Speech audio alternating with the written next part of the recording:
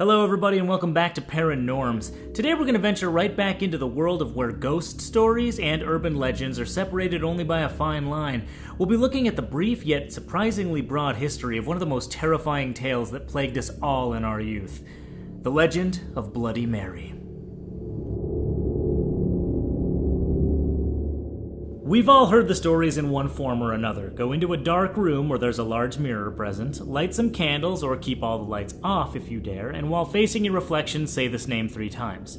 Bloody Mary. This is the most popular and most often repeated version of the story. By saying a name 3 times in the mirror, the ghostly image of a woman is summoned on the other side.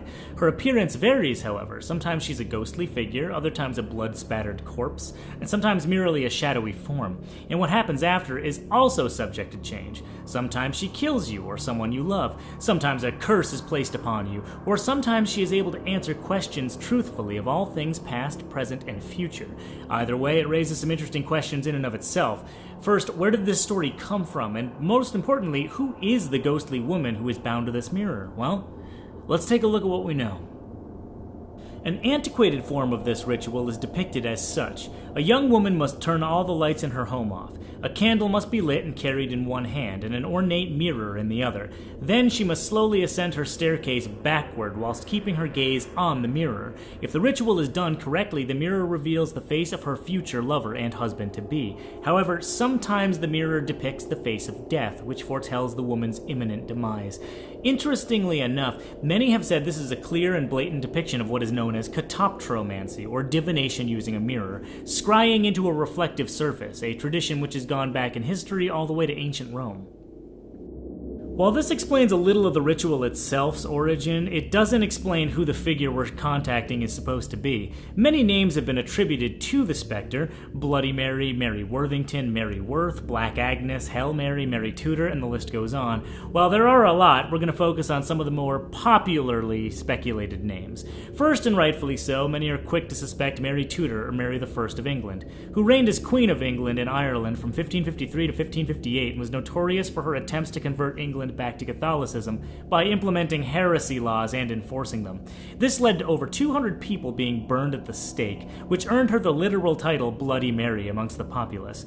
While this certainly seems like a good start, let's take a look at the next candidate. This brings us to the Kingdom of Hungary, where a noblewoman, Elizabeth Bathory, or Báthory, was accused of killing over 600 people in horrific ways in 1609. Known as the Blood Countess, she would torture and kill anyone from servants working under her to random abductees. Everything from stabbing them with needles to covering them with honey and showering them with insects. She supposedly even had a private and custom torture chamber built to her specifications. Reports go so far as to say she would eat the flesh of some of her victims and would bathe in their blood, as she believed bathing in the blood of younger women would preserve her own youth, though these claims are oftentimes unsubstantiated. Regardless, she has become known as the most prolific female serial killer in all of history, and is one of the primary inspirations for Bram Stoker's Dracula.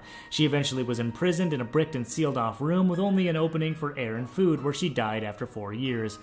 The whereabouts of her remains are unknown today.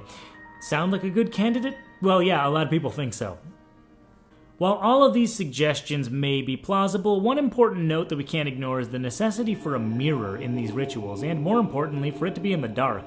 In an interesting 2010 study, a Giovanni Caputo had participants stare at a mirror in a dimly lit environment and recorded the results. What he found was startling.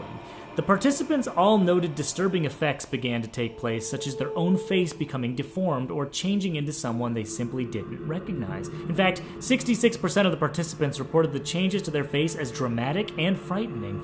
But more interestingly, 28% of the participants reported seeing the face of an unidentified old woman looking back at them.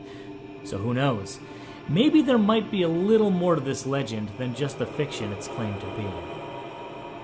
Hey everybody, once again, thanks for watching.